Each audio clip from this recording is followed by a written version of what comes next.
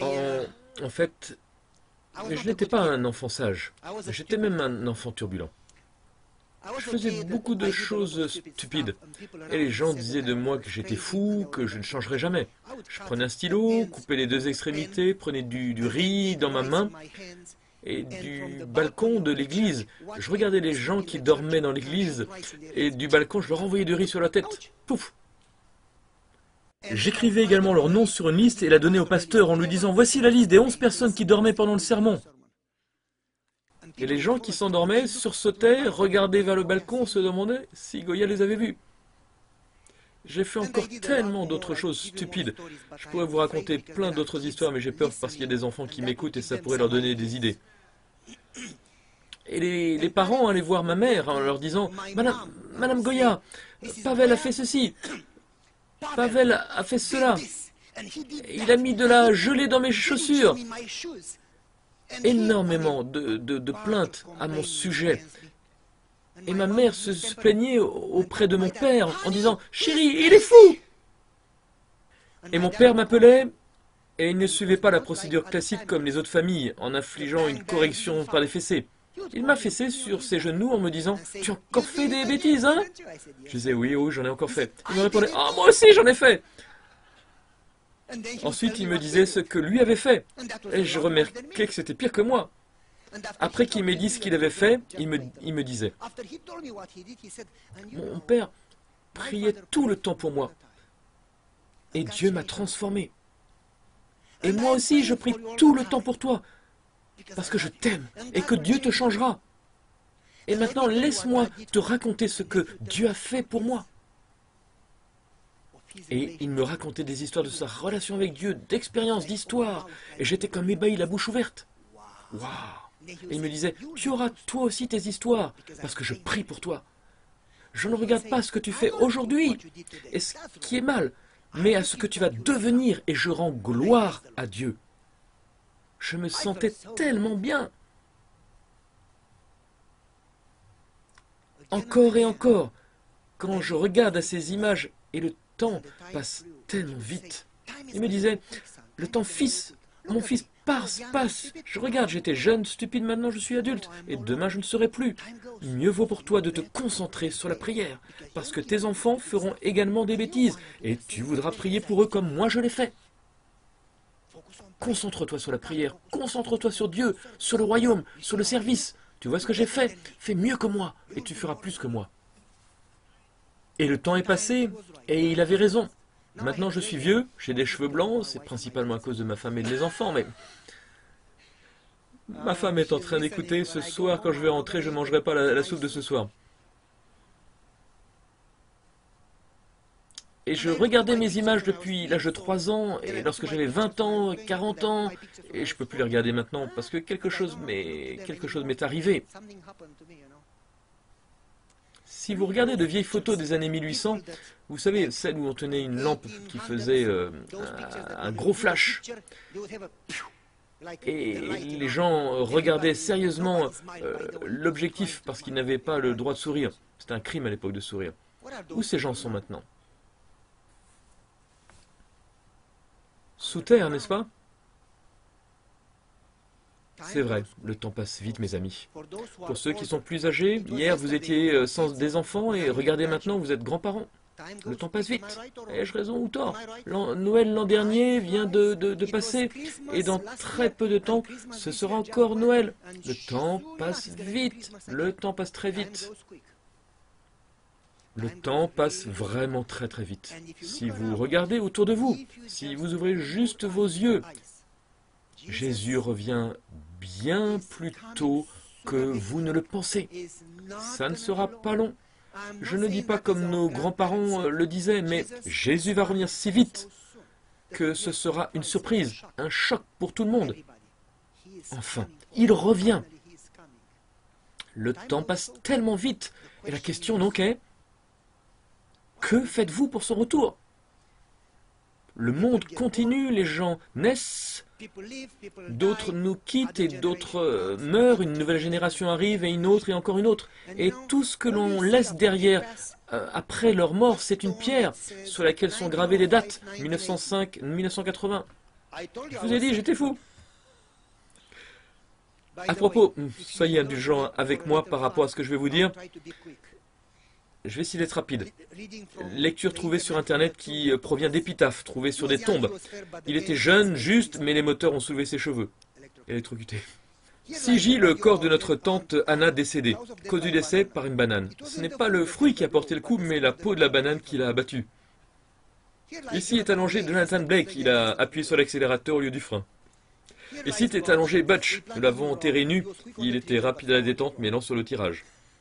Elle a toujours dit que ses pieds lui faisaient mal, mais personne ne l'a cru. Né en 1903, mort 1942. Il regarda dans la cage d'ascenseur pour voir si sa voiture descendait. Ce fut le cas.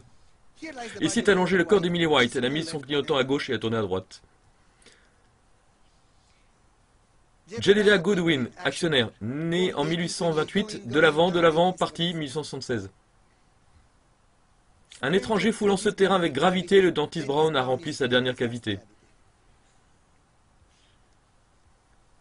Elfie Jean Robinson, 1897-1922.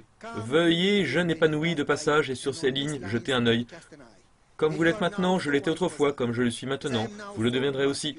Préparez-vous à la mort, et suivez-moi. Maintenant, probablement, un jeune homme est passé par là et a écrit au marqueur permanent. Pour vous suivre, je ne m'en contente pas. Comment savoir? Quel chemin avez-vous pris? Ici est allongé Lester Moore, 4 balles d'un 44, ni plus ni moins. Bill Blake, pendu par erreur. Ici est allongé un nommé Zeke, le second plus rapide tireur de Cripple Creek. Ici, J, le corps de Arkansas Jim. Nous avons fait une erreur, mais la blague est sur lui. Ici est allongé le corps de Margaret Bent. Elle a soulevé ses talons et s'en est allée. Celle-ci est bonne. Je suis mort, mon pote. Ici est allongée Angelica avec sa chevelure rousse. On réalise qu'elle était en feu après qu'elle soit déjà morte. Ici est allongé Robert Brett, qui est mort faute d'avoir suffisamment de souffle. Ici est allongé le corps de Jonathan Hauer, qui, au lieu de couper le courant, a coupé le sol. Ils étaient abondants en richesse, mais elle portait la culotte. En voilà une qui est vraiment bien. Elle a vécu avec son mari pendant 40 ans, mais mourra avec l'espoir d'une vie meilleure. Ici, sous la pierre, est allongé dos à dos ma femme et moi. Quand la trompette de l'ange sonnera, si elle se lève, je resterai immobile. J'ai mis ma femme sous cette pierre pour son repos et pour le mien.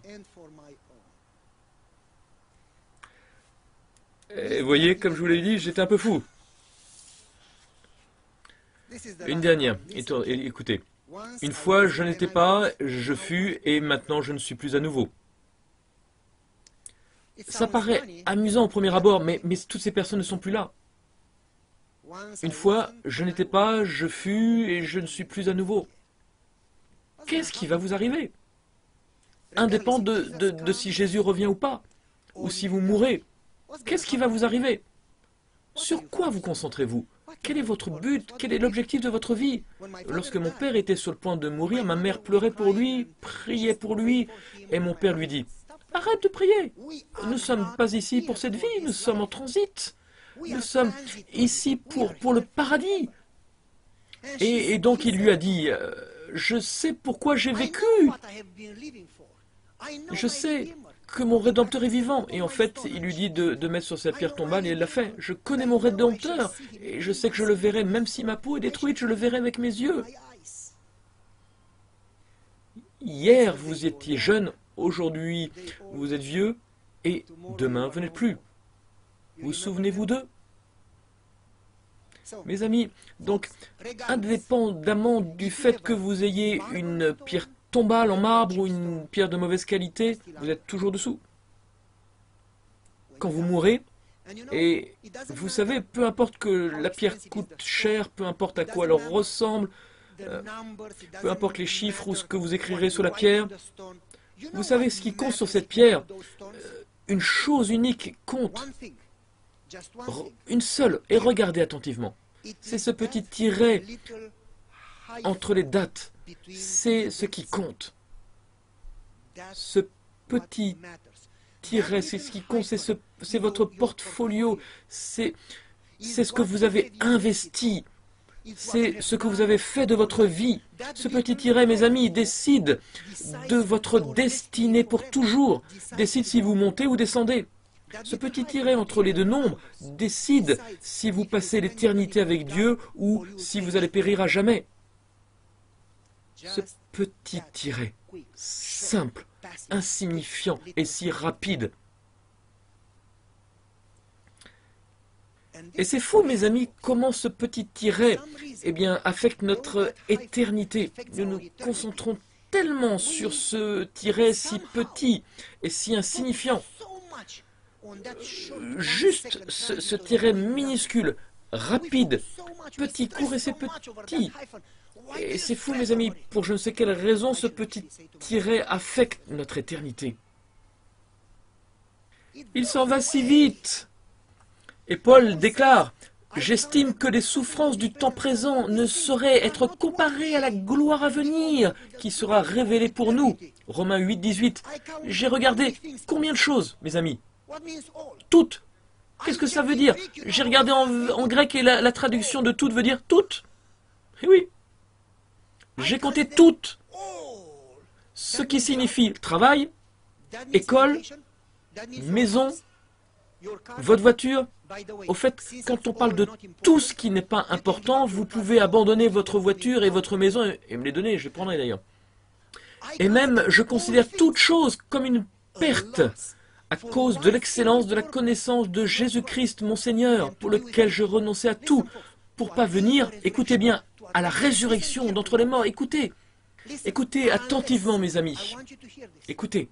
Nous sommes chrétiens, adventistes du 7e jour. Nous croyons que Jésus revient bientôt, sauf si nous devons considérer tout cela comme une perte pour le prix de la connaissance de Christ et passer l'éternité avec lui. Ne perdez pas votre temps ici et rentrez à la maison, regardez des films. Vous obtiendrez bien plus. Ne perdez pas votre temps à l'église à moins que vous ne pensez vraiment ce que vous dites. Connaissez-vous la citation ? Quand sa vie sera bientôt passée, seul ce qui est fait pour le Christ durera. Donc, ma question pour vous est, sur quoi vous concentrez-vous? Vous concentrez-vous sur ce petit tiret ou sur l'éternité? Parce que ce que vous allez faire durant ce tiret, cela impacte votre éternité. Jésus est très clair en Matthieu 6, 33. Cherchez premièrement le royaume et sa justice, et la justice de Dieu. Et il fait cette promesse, et mon Dieu ne ment pas. Toutes ces choses vous seront données par-dessus. Et vous savez pourquoi nous ne recherchons pas tout d'abord le royaume de Dieu? Ce n'est pas à cause de votre amour pour Dieu, mais plutôt par manque de confiance en lui. C'est une question de foi. Oui, c'est une question de foi, parce que Dieu nous a dit, je te fais la promesse que si tu me cherches, premièrement, je te le promets, je te fais la promesse, je prendrai soin de toi. Parce que nous ne lui faisons pas confiance, nous ressentons le besoin de prendre soin des autres choses. Faites le test simplement. Pour ceux qui sont venus à la campagne d'évangélisation, vous vous souvenez-vous? Combien d'entre vous étaient présents? Beaucoup d'entre vous étaient présents. J'étais si fier, j'ai remercié le Seigneur pour cette église. Beaucoup parmi vous sont venus en quittant le travail. Vous avez fait un sacrifice, 4 semaines, jour et nuit, 2 sermons chaque soir. Vous vous souvenez? Ok, dites-moi, avez-vous regardé dans votre portefeuille, après avoir passé 4 semaines pour Dieu, avez-vous perdu quelque chose? Honnêtement, dites-moi, qui parmi vous a perdu quoi que ce soit? J'ai perdu 10 000 euros, j'ai perdu mon travail. Vous n'avez rien perdu parce que lorsque vous vous sacrifiez pour Dieu, vous ne perdez rien. Quand vous donnez à Dieu, et je ne parle pas d'argent, mais sur quoi vous vous concentrez? La promesse de Dieu vous dit, mets-moi en avant et je marcherai devant toi. Tu n'as pas à combattre. Je combattrai pour toi. J'irai en guerre. Et le temps que tu arrives, tes amis seront déjà tous morts. Tu n'auras plus qu'à prendre le butin. Faites-lui confiance. Et pour des raisons quelconques, vous ne lui faites pas confiance. Et vous ne lui faites pas confiance parce que vous ne le connaissez pas. Vous ne le connaissez pas parce que vous ne passez pas du temps avec lui. Concentrez-vous sur la Bible, sur la prière, sur le royaume et faites-lui confiance. Et il gardera sa promesse, sa parole. Essayez, voyez. Parce que c'est clair, Jésus revient bientôt. Et il viendra bientôt comme un voleur. Et quand il viendra, toutes ces choses brûleront, Regardez votre maison. Vous payez un crédit depuis tant d'années pour votre maison, ou si vous avez terminé, tant mieux, mais elle va brûler. Cette église brûlera. Ne ramenons pas l'église au ciel, l'église c'est les membres. Votre voiture brûlera. J'espère que ma moto ne va pas brûler, mais nous verrons. Je n'en ai plus. Quand nous avons aménagé ici, ma femme m'a poussé à la vendre. Elle m'a dit, ici, tu ne peux pas avoir des motos. Ici, tu dois rouler en voiture. Tu ne peux pas combattre ton épouse si tu veux être heureux, tu dois lâcher prise. Toute chose, l'éducation ou le diplôme est importante, ça n'a pas d'importance. Le travail est important, pas d'importance. La maison est importante, pas d'importance. La santé, pas d'importance. La position dans la société est importante, non, ça ne l'a pas. Toutes choses partiront. La seule chose qui a de l'importance, seras-tu présent au ciel? Parce qu'avec toutes ces choses, tu peux faire bonne impression sur terre, mais tu n'impressionnes pas Dieu. Tu peux dire aux gens tout ce que tu veux, mais si tu perds le ciel, tu perds tout.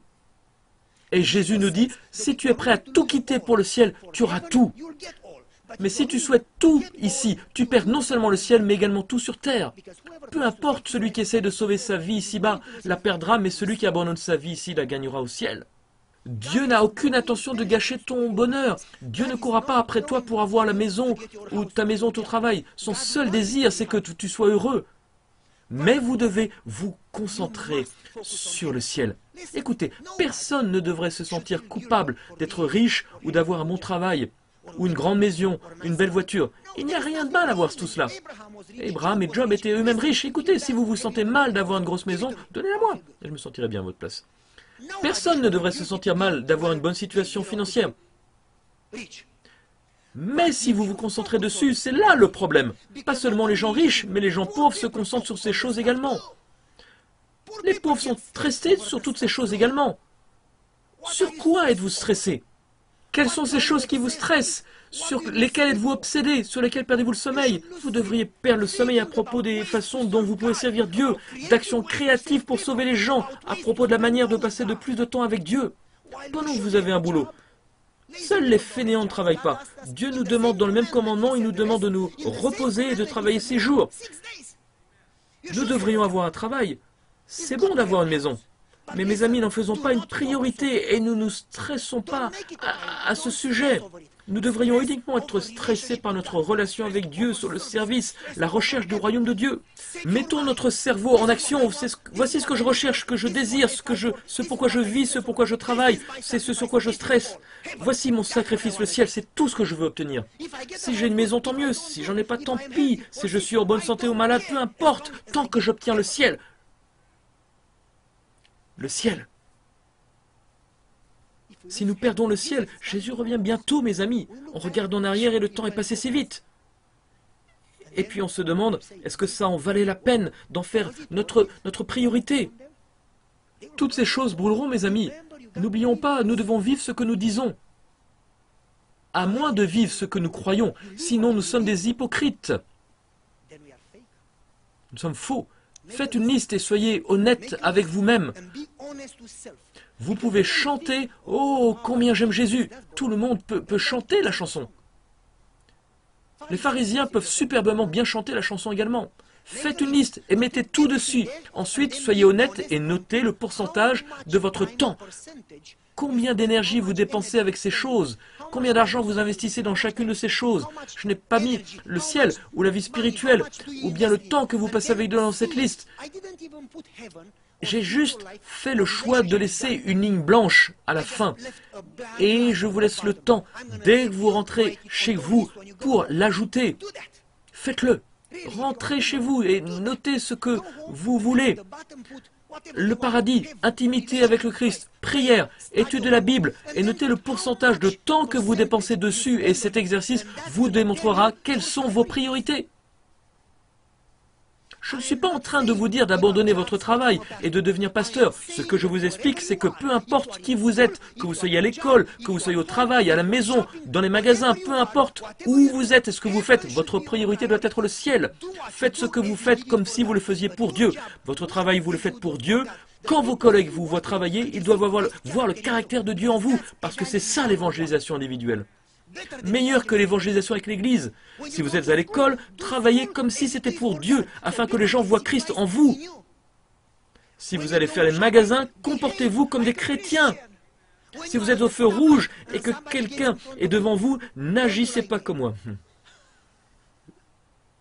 Je déteste les mauvais conducteurs. Ils restent immobiles alors que le feu est vert en train d'envoyer un message. Allez, bouche vert. Il reste jusqu'au moment où c'est orange et j'ai plus le temps de passer parce qu'il est rouge. Ah. Allez, calme-toi. Calme-toi.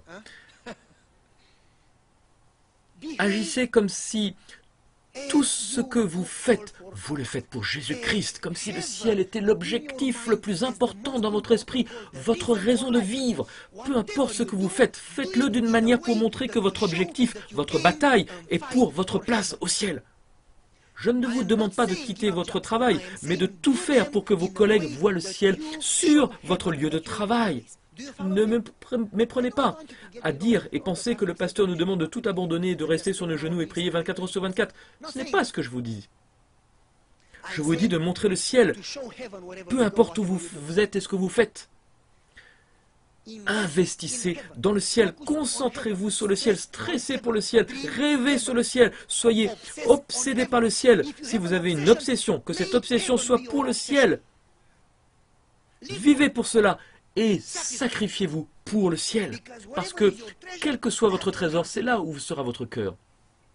Tout le reste, eh bien, va brûler, va disparaître. Mes amis, quelle course êtes-vous en train de courir? Parce que vous êtes en course chaque jour. Pour quel objectif courez-vous? La Bible et Paul nous déclarent: ne savez-vous pas que ceux qui courent dans le stade courent tous? Ne me dis pas que vous ne courez pas, mais qu'un seul remporte le prix. Courez de manière à remporter le prix. En 2003, j'ai emmené l'église de Jezil du Wisconsin en Roumanie. Nous sommes allés dans un village qui s'appelle Sărmaciu. Nous sommes partis là-bas pour construire une église. Nous avons prié pour que Dieu nous permette de faire la différence d'une manière ou d'une autre. Et après une semaine de prière, nous avons reçu un appel qui nous disait: quelqu'un nous a dit, eh bien, vous savez, ils vont tout perdre. Mais j'ai dit: qui ça? Les gens à Sărmaciu. Qu'est-ce qui s'est passé? Ils ont commencé à construire une église et ils ne peuvent pas la terminer. J'ai dit, mais mes amis, nous avons prié pour aller quelque part, nous avons une réponse. Allons-y. Nous avons récolté par miracle d'une petite communauté, vraiment petite, 70-80 personnes, plus de 62 000 $. Et plus de 32 personnes ont décidé d'aller en mission pour venir en aide à Sărmaciu. Cette église était cassée, vieille, il y avait des fissures dans les murs, et pour couvrir les fissures, ils mettaient des vêtements. Et comme c'était l'hiver, eh bien, ils espéraient par ce biais-là ne pas faire entrer le froid dans l'église. Ils avaient commencé la construction de l'église, mais ils n'avaient pas suffisamment d'argent. Ils ont mis leur propre maison sous garantie à la banque pour pouvoir avoir de l'argent pour terminer le bâtiment. Et donc, ils ont avancé dans la construction, mais ce n'était pas suffisant pour terminer. Ils allaient perdre leur maison, et l'église n'était toujours pas finie. Nous sommes arrivés, nous avons fini la construction de l'église, et avec le restant de l'argent, nous avons acheté des chaises, du chauffage, et arrangé le parking. Il restait encore un petit peu d'argent. Alors écoutez bien maintenant. Je suis allé là-bas. C'était un mercredi ou jeudi soir. Le premier ancien et le premier diacre étaient avec tous les anciens et tous les diacres étaient dans une pièce en train de prier. J'ai frappé à la porte, ils ont ouvert la porte doucement et me regardaient avec méfiance en se demandant si j'étais un voleur ou quelqu'un d'étrange et ils m'ont dit: s'il vous plaît, partez. Pardon? Nous avons travaillé ensemble jour et nuit. Mes mains sont pleines de cloques à force d'avoir travaillé le béton la journée et la nuit à prêcher. Et maintenant vous pleurez? Pourquoi me demandez-vous de partir? Je ne peux pas vous le dire, s'il vous plaît, nous pouvons vous le dire, s'il vous plaît. Je ne partirai pas tant que vous ne répondrez pas. Si vous pleurez, je pleurerai avec vous. Si vous priez, je prierai avec vous. Je ne partirai pas tant que vous ne me dites pas pourquoi vous pleurez. Eh bien, nous avons fait l'engagement de ne le dire à personne. Je suis avec vous. Dites-moi ce qui se passe. Nous avons mis nos maisons sous garantie pour pouvoir terminer l'église. Et il ne nous reste que 2 jours pour rembourser ou nous perdons nos maisons. Et je leur demande, mais combien devez-vous payer? Ils ont tous fait les calculs et ils me dirent, voici ce que nous devons. Mes amis, croyez-vous que le montant était exactement ce qu'il nous restait? Nous avons payé la banque et aucun d'eux n'a perdu sa maison. Et j'ai demandé au premier ancien, mais pourquoi est-ce que vous avez fait ça? Il me répondit bien, nous savons que nos maisons brûleront un jour et nous voulions terminer l'église de Dieu. Concentrez-vous sur le paradis, sur le ciel. Tu ne perds jamais. Sous 3-4 mois, parce qu'ils étaient concentrés sur le ciel, ils ont rempli les 500 places dans la nouvelle église. Et parce qu'il n'y avait plus suffisamment de place, ils ont rempli l'ancienne église encore une fois. En 3 ans, ils ont construit 5 autres églises, parce qu'ils étaient concentrés sur le ciel. Après avoir fini le projet de construction, nous sommes allés à Séverine. Il s'agit de la ville où je suis né. Nous avions l'habitude d'aller là-bas avec ma femme quand nous sortions ensemble. Et ces ruines ont été construites par l'empereur Séverus en l'an 103 après Jésus-Christ. Donc 103 après Jésus-Christ. C'est l'histoire. La ville est construite sur ces ruines. Et ici, ce sont des ruines romaines depuis l'an 103 avec Séverus et ensuite Trajan. Séverus a construit une partie de la ville et Trajan a érigé un pont construit par Apollodore de Damas, un architecte. Il a construit le plus long pont à cette époque. Et pendant plus de 600 ans, c'était le pont le plus long de cette époque. La rivière du Danube fait environ 1400 mètres de largeur. Et il construit donc le pont au-dessus de la rivière du Danube. Et l'armée romaine a traversé donc dans notre pays la Dacie. Et ce qu'ils ont fait, c'est qu'ils ont emmené avec eux tous les prisonniers et ont colonisé notre ville. Parce qu'ils voulaient se débarrasser des chrétiens qui étaient même en prison à Rome. Ils ne les voulaient pas là-bas. Et donc ce qu'ils ont fait, en 103, ils ont construit une ville et vous passez dans la ville en traversant les ruines. Ma femme et moi avions l'habitude d'aller là-bas, prier, étudier l'esprit de prophétie, c'est comme ça qu'on se fréquentait à l'époque. Et donc je regardais les ruines, ça me rappelle les souvenirs, et pendant que je marchais, devinez ce que je vois, un stade. Peu importe où vous trouvez une ville romaine, il y a un stade.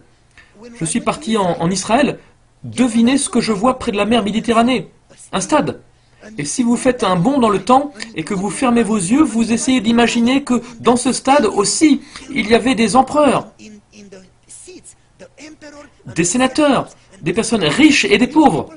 Et dans l'arène, il y avait des jeunes qui s'entraînaient toute leur vie pour gagner la couronne.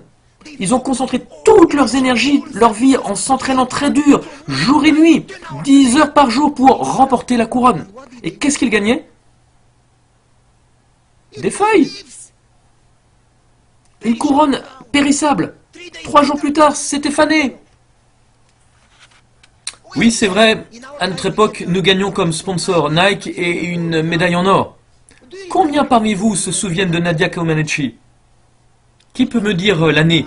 Ah, je fais maintenant appel à votre mémoire. Vous avez besoin de pilules. 1976. Elle avait 14 ans et fut la première de toute l'histoire des Jeux Olympiques à avoir aux disciplines 10. 10 parfait. Elle a eu 3 médailles en or avec à chaque fois un 10. Et l'année suivante, elle a gagné encore 3 médailles avec encore 10. 2 ans plus tard, elle a gagné encore 3 médailles avec à chaque fois des 10. Et encore une année suivante, une médaille en or avec 10. Ça n'est jamais arrivé auparavant. Eh bien, vous savez, j'ai fait une recherche sur Internet pour voir de nos jours ce qu'elle est devenue. Elle est âgée. Et qu'est-ce que les gens ont retenu d'elle ? Entendez-vous dehors les gens qui parlent de Nadia Comaneci ? Quand vous allez faire vos courses, personne ne se souvient d'elle. Parce que la couronne pour laquelle tu cours et que tu obtiens n'est pas éternelle. Cours pour la couronne qui, elle, va durer. Concentre-toi sur la bonne direction. Pourquoi est-ce que tu pries ? Pense-y. Pardonne-moi, donne-moi, sauve-moi, guéris-moi, mon travail, ma famille, mon. Mon père avait l'habitude de dire qu'il ne priait pas pour son salut. Et je lui disais, mais ce n'est pas bien. Et mon père répondait, non, tu es simplement trop égoïste pour le voir. Je disais, quoi ? Et mon père répondait, si Dieu était pauvre, écoutez bien, il n'avait pas le ciel et des bénédictions, je le servirais, je le bénirais quand même sans rien attendre en retour. Je ne recherche pas ces bénédictions ou récompenses, je l'aime pour qui il est. Pourquoi est-ce que vous priez ? Aide-moi, sauve-moi, pardonne-moi, mon travail, mon école, ma vie, moi. Oublie-toi, tu n'es pas important. Cette société te pousse à te concentrer sur toi. C'est satanique. Concentre-toi sur Dieu. Qui t'a dit que tu devais avoir les yeux fixés sur toi? Retire ton regard sur toi, sur tes problèmes, sur tes péchés. Fixe tes yeux sur Jésus. Concentre-toi sur le paradis, sur le ciel. Si ce n'est pas le cas, nous ne sommes pas chrétiens. Priez et étudiez, non pour le but du devoir, mais pour trouver Jésus. Aller à l'église, non pour le but du devoir, mais pour trouver Jésus. Servir, non avec l'objectif de faire un travail, mais pour servir Jésus. Concentre-toi sur le ciel. Concentre-toi sur le ciel. Pourquoi est-ce que tu cours? Est-ce que tu cours pour la course terrestre ou pour l'éternité? Écoutez bien cette citation. C'est très fort. J'ai vu certains qui professent être des disciples de Christ. Ils vont à l'église, font ça et ça, ils vont à des camps meetings, etc. Si ambitieux pour obtenir des trésors terrestres qu'ils perdent leur amour pour le ciel. Ils agissent comme le monde et ils comptent sur Dieu comme sur le monde. Ils professent rechercher une couronne immortelle, un trésor dans les cieux, mais leur intérêt, leur principal sujet d'étude est d'acquérir les choses terrestres. Ceux qui ont leur trésor dans ce monde ne peuvent aimer Jésus. Encore une meilleure, et j'aime beaucoup celle-ci.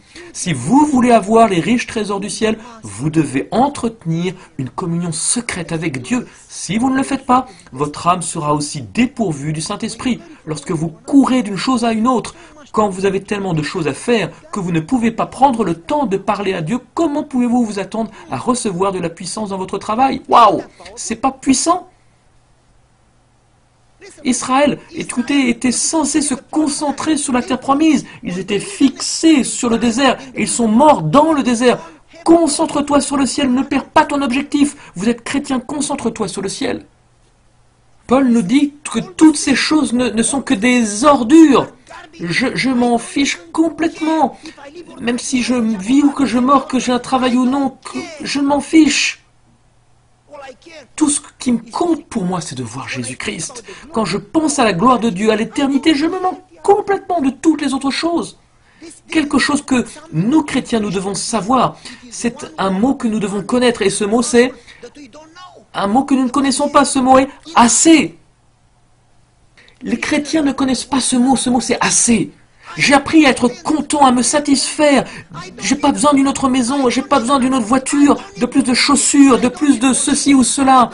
J'ai un travail, une maison, je ne stresse pas pour toutes ces choses. Je ne perds pas mon sommeil à cause de toutes ces choses.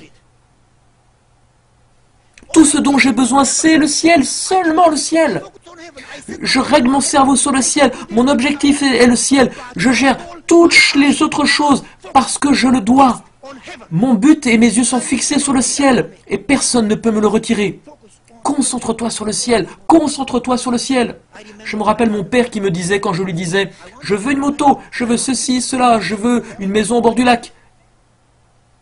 Et mon père me répondait « Et alors ?» Et je lui répondais « Bien, je serai heureux ». Et mon père disait « Tu sais, il y a une blague à propos du bonheur ». Et je lui disais « Mais est-ce une bonne blague ?»« Oh oui, écoute. » Quelqu'un dit à une autre personne « Un homme très sage, si tu veux être très heureux, eh bien voilà le secret. Tu dois prendre le t-shirt de quelqu'un qui est vraiment heureux et le porter.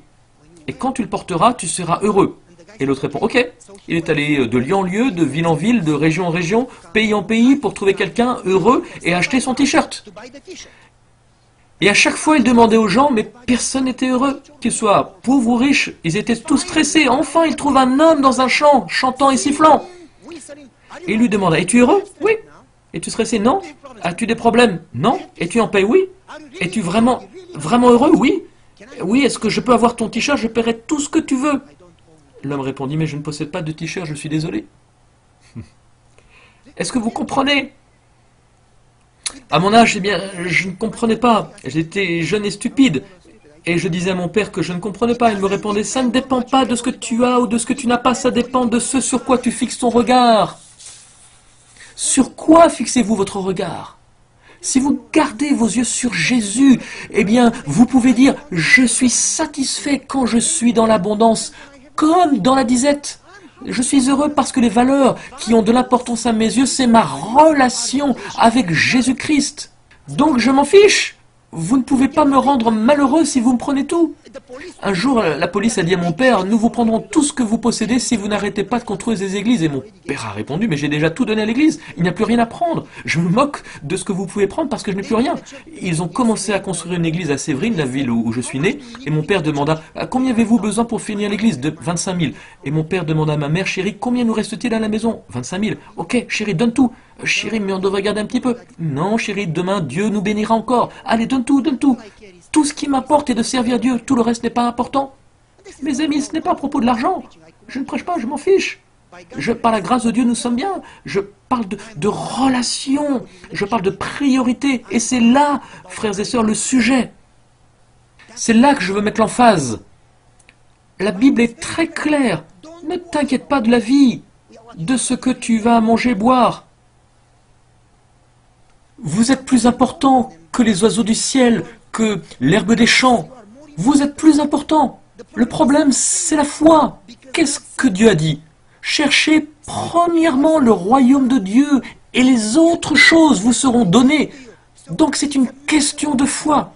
Si vous cherchez Dieu en premier, vous devez lui faire confiance et il prendra soin de vous. Chaque année, j'avais un camarade de classe. Il était adventiste également.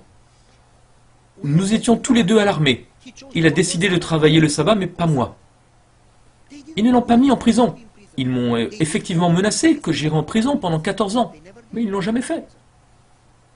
Nous étions à l'université ensemble, dans le même bâtiment. Il allait à l'école le jour du sabbat, pas moi. Il n'a pas obtenu ses 2 diplômes. Il en a eu un, mais moi aussi. Il me disait, j'ai peur qu'il m'expulse de l'école. Et je lui répondais, c'est une question de foi. Mais Dieu en premier. Nous avons des examens. Il n'allait pas à l'église, il ne participait pas aux campagnes d'évangélisation parce qu'il devait se concentrer sur ses révisions. Ne vous trompez pas, je faisais mes révisions également. Ne croyez pas que, parce que j'allais à l'église, je n'avais pas besoin de réviser. Et que Dieu allait me bénir avec un A. Non, si vous pensez comme ça, il vous manque un cerveau. J'étudiais, mais quand le temps était venu d'aller à l'église ou pour étudier la parole de Dieu, j'arrêtais tout parce que la prière et l'étude de la parole étaient ma priorité. Et quand le moment des examens était là, j'obtenais un A et lui un B. Et il demandait, mais comment est-ce possible que tu obtiennes un A? Je dis, mais bien, je ne sais pas. Tu dois prier comme je prie. Mes amis, concentrez-vous sur le ciel. Vous connaissez la chanson? Dieu prendra soin de vous. Vous devez lui faire confiance. Il a pris soin d'Élie. Il a pris soin du peuple d'Israël dans le désert. Il vous portera dans ses paumes. Il donnera à ses anges de te protéger. De l'eau et du pain et peut-être du jus et des gâteaux vous seront assurés. Il prendra soin de vous. Mon père et son meilleur ami Benjamin donnaient des livres et des bibles de l'esprit de prophétie. La police est venue, les a battus et leur demanda d'arrêter de propager des écrits religieux. Ils ont répondu, nous ne pouvons pas arrêter. Nous devons faire le travail de Dieu. Alors ce qu'ils ont fait, ils ont couru et se sont cachés dans la forêt. Et la police a commencé à les chercher. Et quand tu sors de cette ville, il y a 2 montagnes. Et au milieu, il y a une cascade très profonde. Et tout au fond de la cascade, il y a une rivière. Et il y avait un pont en béton qui passait au-dessus de la cascade. Mais la police les attendait devant le pont pour les attraper dès qu'ils arrivaient et leur confisquer leurs livres et les taper encore une fois. Et mon père, voyant les officiers de loin, dit à son ami, « Allons dans la forêt nous cacher, jusqu'à ce qu'ils s'en aillent. » Eh bien, ils sont restés 3 jours et 3 nuits cachés pendant que la police faisait des tours de garde pour rester sur le pont. Ils se sont dit, bon, il faut qu'on fasse quelque chose. Donc ce qu'ils ont fait, ils ont trouvé un vieux pont, et long, vieux pont en bois. Et ils sont passés par ce chemin pour traverser la cascade et quitter donc la ville. Et pendant qu'ils marchaient sur le pont, mon père chantait. Je suis un enfant du roi, du roi, du roi. Et la chanson dit, et je ne crains rien, rien du tout. Je sers le Seigneur parce que je suis un enfant du roi. Et je garde mes yeux sur le roi et j'ai confiance dans le roi. Et pendant qu'il chantait et traversait le pont en bois, Benjamin cria derrière lui, Pavel, regarde où tu marches. Mon père répondit, mais quoi? Benjamin dit, regarde en bas. Mon père regardait en bas, il manquait 6 planches sur le pont, en bas. Et il pouvait voir la cascade profonde tout en bas. Et son pied était dans les airs. Et rapidement, il mit son autre pied sur la penche Oups, et il regarda le trou. Et Benjamin dut sauter pour passer au-dessus du trou. Et lui cria, « Tu as fait 2 pas dans le vide. » Et mon père répondit, « Je te l'avais dit qu'il prendrait soin de moi. Je te l'avais dit qu'il enverrait, ses anges. » Mes amis, personne ne perd quand on met Dieu en premier. Personne ne perd. En effet, Dieu dit, mets-moi en premier et j'irai devant toi, je combattrai pour toi, je te donnerai des maisons que tu n'as pas construites. C'est dans la tranquillité, le repos que sera ton salut. Je te donnerai du pain même pendant ton sommeil parce que je t'aime. Confiance, foi, priorité, paix, tranquillité. Mais au passage, alors que nous arrivons à la conclusion, chaque chose que vous faites requiert un sacrifice. Quand vous êtes à l'école, si vous voulez réussir, vous devez faire des sacrifices. Au travail, si vous voulez bien faire, vous devez faire des sacrifices. Vous devez tout donner pour y arriver. Quand votre foyer, dans votre famille, plus que dans toute autre chose, si vous voulez bien faire, vous devez faire des concessions, parce que si vous ne faites pas de sacrifice, il y aura beaucoup d'étincelles, beaucoup de feu et d'explosions. Vous savez, il faut faire un choix, entre être heureux ou avoir raison. Vous ne pouvez pas avoir les deux. Donc cela demande des sacrifices si vous voulez vraiment avoir une famille. Cela demande des sacrifices lorsque vous avez des enfants. Fais-moi confiance. Beaucoup de sacrifices. Ceux qui ont des enfants me comprennent. Est-ce que vous pensez que cela ne nous demande pas des sacrifices de servir Dieu? Oh, ne laissez personne vous dire que ce sera facile. Cela demande des sacrifices. Le point important est de savoir pourquoi et pour qui vous souhaitez faire des sacrifices. Si nous faisons des concessions pour notre travail, notre maison, famille, du matin au soir, alors pourquoi pas pour le ciel?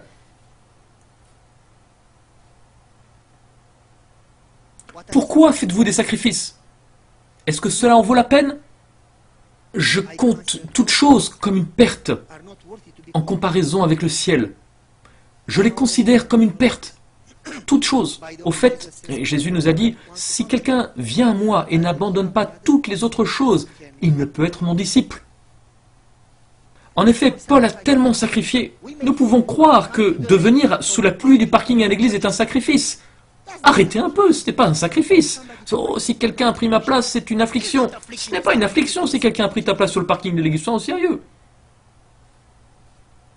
Vous pouvez en effet faire face à de vraies difficultés, santé, famille, je ne sais pas. Mais écoutez mes amis, Paul, et plus que personne d'autre, a souffert. Et regardez ce qu'il dit. Nos légères afflictions du moment présent produisent pour nous un poids éternel de gloire. Dieu les permet parce que rien n'arrive par hasard. Toute chose concourt. Dieu les autorise pour nous enseigner la patience, pour nous enseigner l'humilité, pour enseigner le sacrifice, pour enseigner à prioriser, pour enseigner à avoir la foi, peu importe. Ne te plains pas, n'aie pas le regard sur ces choses. Au lieu de fixer tes yeux sur les problèmes et la douleur, fixe les yeux sur les choses que tu ne vois pas, parce que ces choses terrestres, sont temporaires. Vous connaissez ce passage de Paul qui nous dit « J'étais en prison, j'étais battu, j'étais lapidé, j'ai fait naufrage, j'étais en péril, etc. etc. » Mais, chaque jour, mes préoccupations sont pour l'Église. N'est-ce pas incroyable? Il est battu, il est persécuté, il dit que ma préoccupation n'est pas pour moi, mais pour le travail de Dieu. Fixe tes yeux sur le ciel. Parce que, mes amis, indépendamment que Jésus revienne ou que vous mouriez, il y a quelque chose ici au milieu, ce petit tiret. Et le temps que vous passez dans ce petit, court et si rapide tiret, c'est-à-dire la vie, va déterminer votre éternité. Conséquent, courons avec persévérance la course qui est devant nous. Fixons nos yeux sur Jésus, qui lui-même a ignoré la croix et tout le reste, en fixant les yeux sur Dieu. Car nos légères afflictions du moment présent produisent pour nous, au-delà de toute mesure. Et ici, j'ai fait quelque chose de puéril, en prenant le mot grec et toutes les traductions possibles. Je les ai mis toutes ici. Je ne pouvais pas en laisser une de côté, parce que je les aime toutes. Il dit ici, Ces afflictions produisent pour nous, au-delà de toute mesure, dépassant tout à fait grandement, incomparablement, au-delà de toute comparaison, un poids éternel. Pensez-y un moment, fermez vos yeux et imaginez. Bientôt Jésus revient. Vous le voyez face à face, vous vous prosternez devant lui, vous le serrez dans vos bras, vous l'embrassez. Et à ce moment, est-ce que vous allez dire « Oh, je me suis tellement sacrifié pour être là. Oh, je ne sais pas si ça en valait la peine. » Bien sûr que non. Est-ce que vous êtes fou? Vous allez dire « Ça en valait la peine. » Ce n'est rien. C'est incroyable, non, c'est rien. Merci.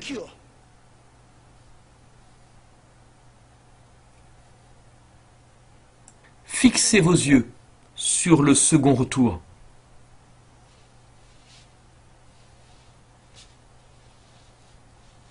C'est notre Dieu. Nous l'avons attendu.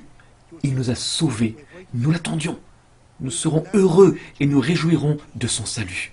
Mes amis, Dieu t'appelle, toi et moi, ainsi que les personnes de l'Église, ceux qui écoutent, à prendre un virage dans nos vies. Ce qui veut dire que maintenant, à ce moment précis, vous changez radicalement votre concentration, votre focus. Et au lieu de vous laisser prendre dans un tourbillon de stress pour cette vie, faites ce que vous avez à faire.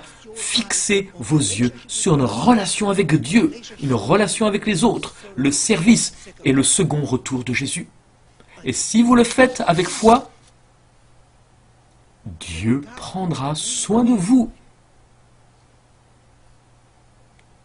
Et vous dites, Seigneur, je ne suis pas capable, mais je vais compter sur toi. Et voilà ce que je vais faire. Je soumets tout entre tes mains, tout. Je soumets ma vie. Je soumets mon travail. Je soumets ma famille. L'éducation, la santé, le salut. Abandonnez tout.